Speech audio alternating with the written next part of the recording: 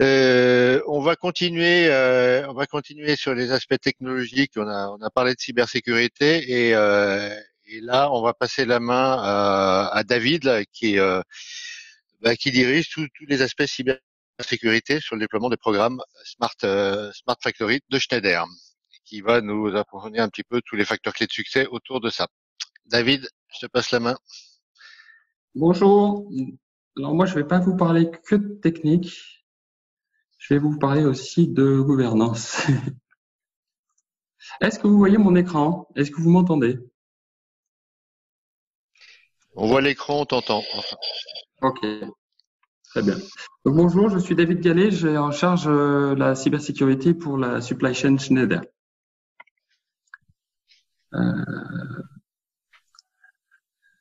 Donc, au sein de notre programme cybersécurité pour la supply chain, l'objectif c'est de protéger tous nos sites industriels, c'est-à-dire les usines et les centres de distribution. On a donc un scope de 220 sites industriels. Et donc pour ce faire, on a bâti un framework cybersécurité qui est basé sur la norme IEC. Et donc on l'a splitté en 3 niveaux, basique, intermédiaire, advanced, de façon à pouvoir être scalable et donc de déployer le premier niveau basique très rapidement et ensuite progressivement monter en niveau intermédiaire ou advanced. Donc la big picture est ici dans ce slide. Dans une usine, on a l'IT classique avec toute la partie réseau, infrastructure dite de bureau. Et donc, on a naturellement toute la partie OT, qui est donc la partie infrastructure, network, asset et people basée, pour faire simple, dans l'atelier et dans le warehouse. Et donc, notre scope, c'est l'OT. L'IT étant managé en termes de cyber par d'autres entités. Les 2 risques que nous adressons sont d'abord la business disruption, parce que, comme partout pour notre supply chain, la priorité, c'est la business continuité. Et le risque aussi qu'on adresse et qui peut devenir majeur, c'est un risque de compromission d'un produit pendant son processus de fabrication.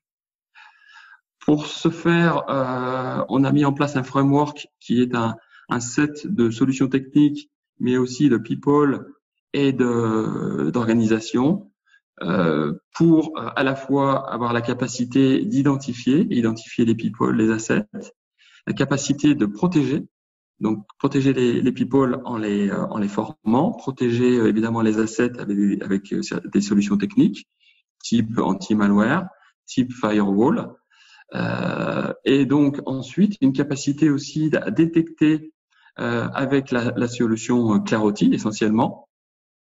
Mais pas que, mais on va dire que pour l'OT, on a le point clé est la mise en place de la solution Clarity en termes de détection, avec la capacité, une fois qu'on a détecté, de répondre.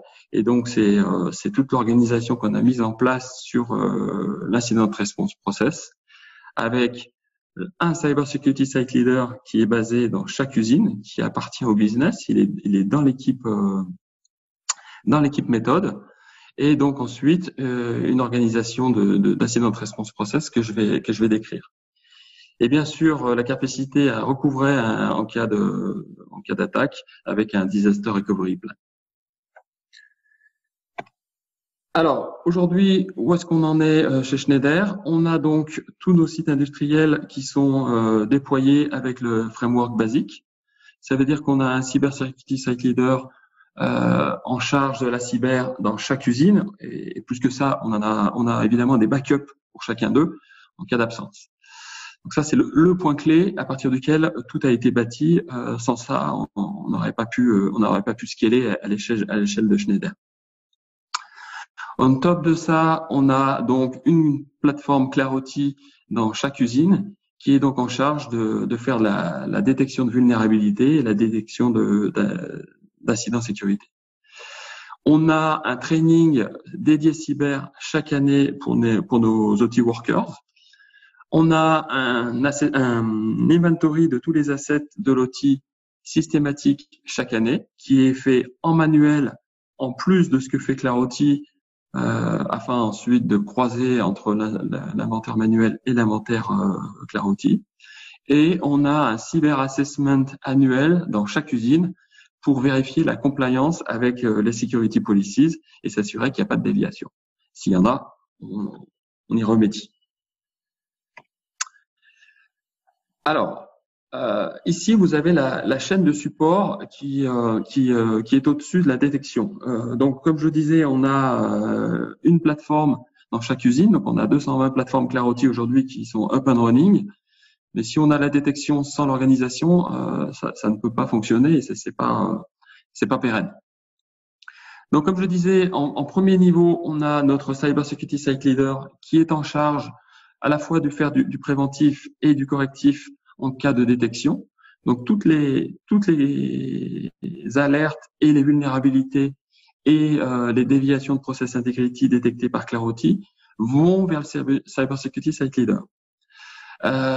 Toutefois, avoir 220, voire plus même, 220 cyber-experts répartis dans le monde, c'est juste pas possible. Donc, ce qu'on a mis en place, c'est des trainings cyber dédiés aux cyber site leaders pour améliorer leur expertise sur la cyber. Et point important, on a mis en place le Connected Service Hub, qui lui est une organisation globale, qui est un pool d'experts cyber-OT et qui sont là pour délivrer du niveau 2 au CSL quand celui-ci ne sait pas soit remédier la vulnérabilité, soit interpréter une alerte. Donc on a un service desk dédié OT cyber. Et on top de ça, on a le SOC, qui est le SOC Schneider, qui est global, IT-OT, et vers qui on pousse toutes les alertes Clarity qui sont pure alerte sécurité. On ne pousse pas vers le SOC les vulnerability et les process integrity, qui ne vont que au CSL et au CSH. En cas de besoin, le CSH est capable de faire intervenir sur site, soit dans nos usines, mais aussi chez nos clients, parce que le Connected Service Hub est capable de délivrer le même service à nos clients. Le Connected Service Hub est capable de faire appel à des experts qui viennent on-site pour intervenir.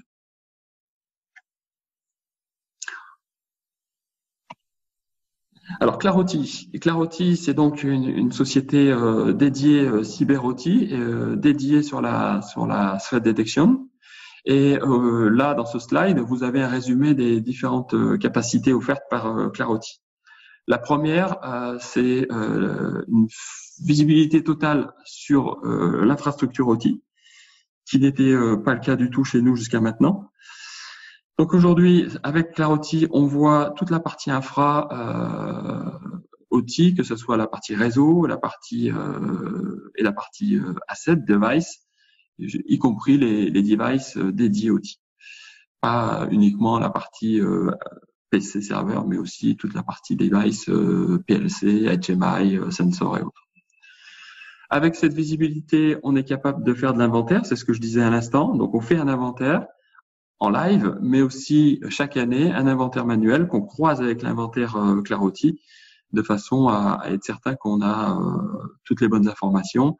On enrichit cet inventaire notamment avec la position physique de chaque device dans l'usine, sur la chaîne de prod, de façon à faciliter l'intervention du CSL quand il y a une alerte. Pas toujours facile de retrouver tel ou tel asset. Avec cet asset inventory, on fait du change management sur les assets. Et là, on en fait de plus en plus parce qu'aujourd'hui, encore une fois, grâce à Clarity, on détecte beaucoup de vulnérabilités, notamment liées à du patching qui n'a pas été fait sur différents types d'assets. Donc, grâce à Clarity, aujourd'hui, on est capable de mettre en place des campagnes de patching sur les assets de l'outil. Naturellement, la fonction, je dirais, la majeure de Clarity, c'est le threat detection. Donc, c'est du vulnerability detection, c'est du process integrity detection et c'est du security alert detection. Donc, comme je le disais, et on l'a vu dans le slide précédent, Clarity monte ses alertes au CSL et au CSH, et au SOC monte les alertes sécurité pure. Et une dernière capacité offerte par Clarity, c'est le Secure Remote Access pour la maintenance remote des third parties. On en a beaucoup dans les usines. Jusqu'à maintenant, c'était fait de façon un petit peu locale et pas du tout maîtrisée en termes de sécurité. Aujourd'hui, on déploie la fonction Secure Remote Access qui permet à la fois de faire de l'accès sécurisé, mais aussi et surtout d'offrir du remote access qui est compatible avec le milieu industriel. Parce que jusqu'à maintenant, c'est pour ça qu'il y avait des solutions locales, parce que les solutions centrales n'étaient pas forcément adaptées au monde industriel. Donc je l'ai pas dit, mais c'est un point majeur. C'est depuis le début, depuis le design, à la fois des solutions, mais aussi des organisations et des process. Tout est fait de façon étroite avec les gens du terrain, de la supply chain, pour que tout ce qu'on invente, ce qu'on déploie, soit compatible avec les process et la business continuité. Sinon, on sait pertinemment que ça sera pas pérenne. Alors, si on reprend notre operating model, en tête, on avait le SOC. Donc le SOC, je l'ai dit, c'est le SOC Global Schneider.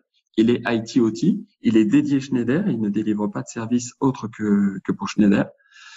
Les alertes Clarity sont montées vers le SOC. Le SOC a la capacité de faire de la corrélation de cette alerte avec d'autres sondes, d'autres moyens de détection, et de décider s'il faut trier un incident response ou pas. Si c'est le cas, le SOC est en charge de faire la coordination de l'incident response process avec le support du Connected Service Hub et du CSL, ou des CSL selon la magnitude de l'alerte. Le Connected Service Hub, c'est une organisation qui est à la fois, donc qui est globale, qui est multi-région, et donc qui est capable de couvrir à la fois les sites Schneider, mais aussi les sites clients. Le premier rôle du Service Hub, c'est de former les CSL. Je l'ai dit, on n'aura pas partout des experts. On en a certains qui sont très bons, mais on a certains qui sont moins experts, en tout cas en cyber. Ce sont des gens qui sont un profil fort OT. Ils ont une très forte connaissance de leur OT. La cyber, ça reste assez nouveau, même si maintenant c'est en place depuis 1 an, mais ça reste quelque chose à améliorer. Donc, la première fonction du Connected Service Hub, c'est de former les CSL, à la fois sur la cyber de l'OT, sur Clarity, sur l'incident response process, et aussi sur toutes les standards operation procedures qui ont été mises en place. On a une standard operation procedure pour chaque cas de vulnérabilité et pour chaque cas d'alerte. Et donc, c'est une knowledge base qu'on enrichit naturellement tous les jours. Le Connected Service Hub est là pour monitorer la performance. Ça, c'est un point important, c'est qu'aujourd'hui, la cyber performance fait partie de la supply chain performance, au même titre que les autres indicateurs qui jusque-là étaient considérés comme purement métier, comme le shipping ou la qualité. On a un KPI cyber dans la scorecard de la supply chain. Donc, le Connected Service Hub est là pour monitorer, détecter une déviation et apporter du support. Un rôle préventif, naturellement pour updater l'outil en cas de déviation. Et puis, comme je l'ai dit, fait partie intégrante d'une incident response process quand le SOC déclenche un incident response process. Les CSL, rôle, je dirais, encore plus majeur, si je puis dire, mais c'est clair que le CSL est absolument indispensable. Les CSL ont été mis en place dans les usines dès le début. Ça a été la première brique qu'on a déployée avant même les solutions techniques. On a déployé les CSL de façon à ensuite avoir un point d'ancrage et donc supporter le déploiement et supporter le run des opérations que je viens de décrire. Donc le CSL, une personne qui appartient à l'usine, au business, c'est une personne qui est basée dans l'équipe méthode et qui est en charge d'abord de s'assurer que le training cyber des OT workers est fait chaque année. Il est en charge de faire l'assessment de compliance avec les security policies chaque année. Il est en charge de s'assurer que tout nouveau moyen industriel déployé dans l'usine est secure, conforme aux security policies. Il est notifié pour chaque détection clarotique et donc en charge de faire de la remédiation. Et puis, évidemment, il est les yeux et les mains de l'incident response process quand il y a une alerte déclenchée. Donc aujourd'hui, on a une communauté de 220. Comme je l'ai dit, on en a plus parce qu'on a un backup pour chaque minimum. C'est une communauté pour laquelle on fait une animation assez forte, assez serrée, pour justement ancrer cette mission de la cyber dans leur métier. Ce ne sont pas des gens qui sont full-time, hein, c'est des gens qui sont part-time sur la cyber. Leur métier, c'est à l'origine, c'est le métier des méthodes. Donc pour ça, on fait une call avec la communauté tous les mois. On fait un webinar sur les nouvelles technologies ou les nouveaux process tous les mois. Et comme je l'ai dit, on fait des assessments de la compliance avec la security tous les ans. Grâce à ce framework et à cette organisation, aujourd'hui, on a un monitoring complet de nos 220 sites industriels avec une capacité d'avoir sur une seule et même console la détection de toutes les vulnérabilités, les process integrity et les security alerts dans chaque usine. On peut mesurer la cyberperformance de chaque usine. La cyberperformance étant mesurée à la fois avec les alertes, bien sûr, mais aussi d'autres KPI qui mesurent la maturité de la cyber dans l'usine. Donc aujourd'hui, avec une seule et unique console globale, on a la capacité de monitorer notre cyberperformance globale, régionale et au niveau de l'usine. On a donc une équipe globale qui est le Connected Service Hub, qui est connectée à cette console et qui est capable de détecter et d'intervenir immédiatement en remote sur l'usine avec, naturellement, systématiquement, le Cyber Security Site Leader qui, lui, est basé localement, qui est là pour intervenir, qui est là pour s'assurer de la business continuity et ne pas avoir des actions, sauf urgence, sauf alerte majeure, mais ne pas avoir des actions qui soient disruptives sur la business continuity.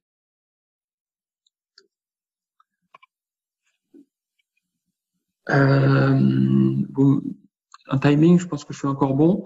La scalabilité, un point très important qu'on a mis en œuvre dès le début. Comme je disais, on a beaucoup de sites, on a 220 sites. Déployer le full framework immédiatement, c'était pas pensable. Donc, ce qu'on a fait, c'est qu'on a identifié ce niveau basique qui était vraiment le minimum qu'il fallait déployer rapidement.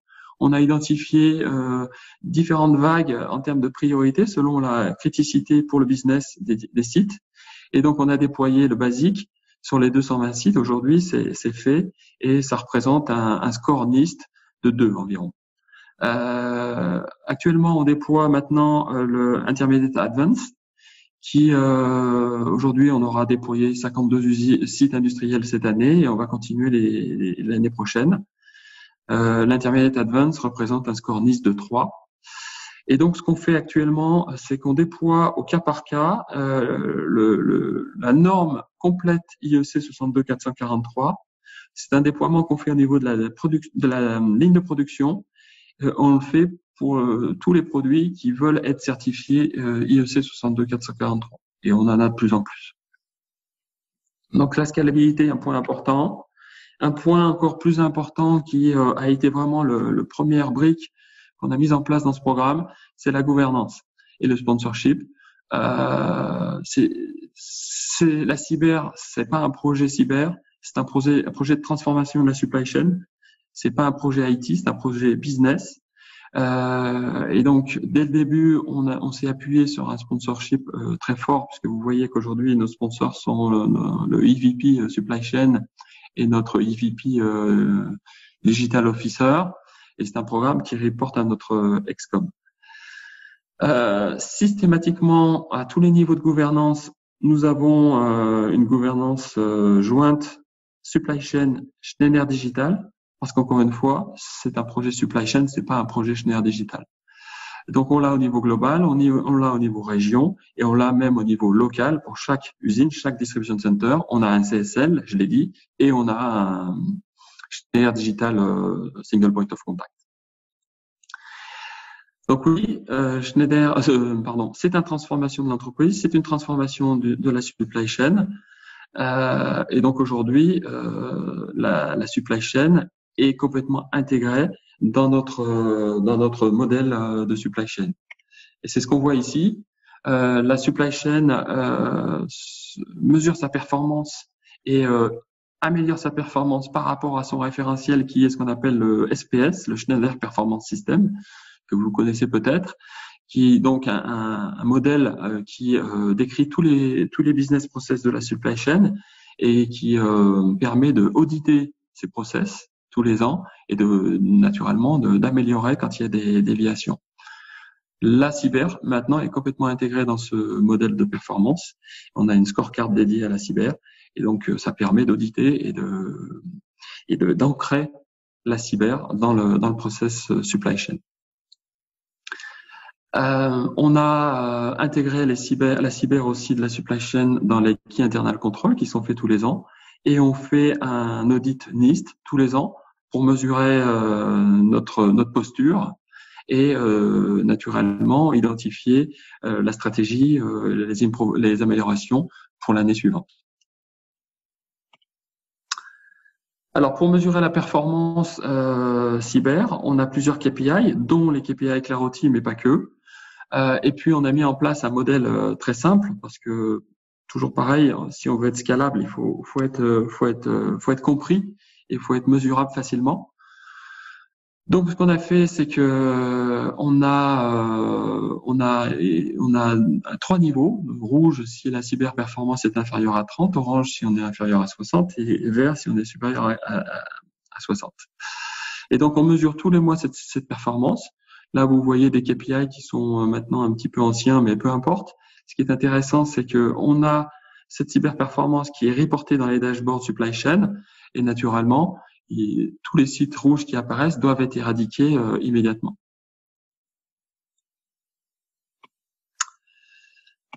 Le training, c'est un point clé, je l'ai dit, tous nos workers sont traînés sur la cyber tous les ans.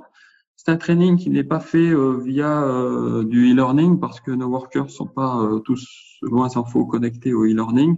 Donc vous voyez, c'est du training qui est fait en stand-up dans l'atelier et qui est mené sur une semaine, quelques minutes par jour, avec un check, une vérification en fin de semaine du niveau de compréhension des salariés.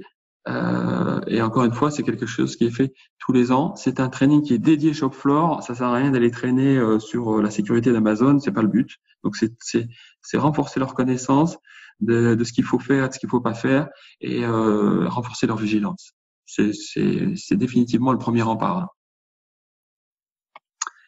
On a de la communication qui est faite dans les usines. C'est permanent, je dirais. Donc là, vous voyez un exemple de type de communication qui peuvent être faites soit sur écran, soit sur différents panneaux.